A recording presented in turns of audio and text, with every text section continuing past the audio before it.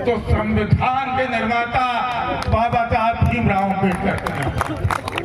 और सबसे ज्यादा यदि किसी पवित्र ग्रंथ से वो जलते हैं तो वो संविधान का ग्रंथ है, क्योंकि वो मनुस्मृति ग्रंथ को लादना चाहते थे, सबसे ज्यादा कहते हैं। और किसी योजना से नफरत करते हैं तो वो योजना है हमारी आरक्षण की नीति, जो सबको समान अधिकार और समान न्याय देने की बात करती है। ये तीन बातों से जबरदस्त तरीके से चलती है। और यही कारण है कि अनाप शनाप, चाहे अम्बेडकर हो, चाहे अम्बेडकर जी का नाम हो, चाहे गांधी जी का नाम हो, भारतीय जनता पार्टी के लोगों की खींच उभर के आ रही। पहले हेडगेवार कहते थे, सावरकर कहते थे, गुरु गोलवलकर ने संविधान की प्रतियां जलाई और संविधान सभा में कहा था कि आप मनुस्मृति को संविधान मानिए। ये सावरकर ने कहा, गुरु गोलवलकर ने कहा, और संविधान की प्रतियां जलाई थी।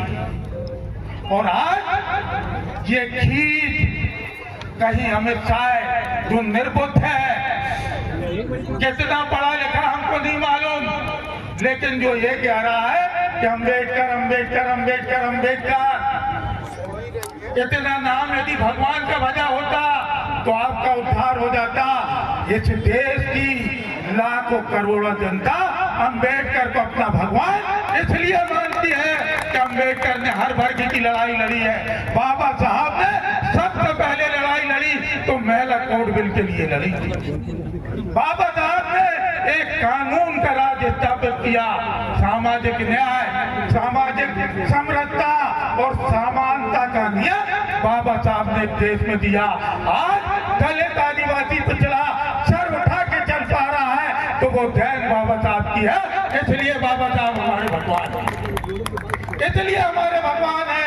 ये संविधान को खत्म करना चाहते हैं। इनने कहा था अब की बार 400 पार तो संविधान को ये खत्म करेंगे। ये ऐसे ही नहीं बोल रहे थे, ये अपने छोटे भाइयों से कहलवाते थे, लेकिन हमारे हिंदुस्तान की जनता जिसको बाबा साहब ने वो अधिकार दिया एक वोट का, उसने संविधान को बचा दिया एक वोट।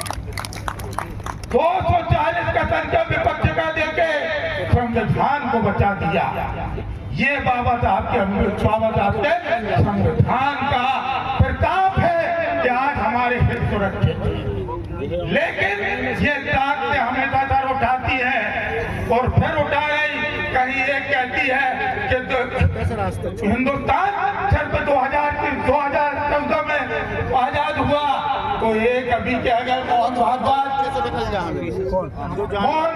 कह गए 75 साल का अमृत महोत्सव के बाद का मना रहे। यदि तुम आजादी को नहीं मानते, हजारों लाखों करोड़ों शहादत देने वालों की शहादत का मजाक मोहन भागवत उठा रहे हैं। कह रहे हैं कि जब राम मंदिर बना सही आजादी हमको तब नहीं। हम कांग्रेस के वंशज, कांग्रेस ने सिर्फ अपने स्वार्थ के लिए नहीं बल्कि इस देश की आजादी के लिए न जाने कितनी कुर्बानी दी है। देश की आजादी के बाद देश के नौजवानों और विकास के लिए, एकता अखंडता के लिए एक नहीं 3 गांधियों ने अपने प्राणों की शहादत दी। चाहे वो महात्मा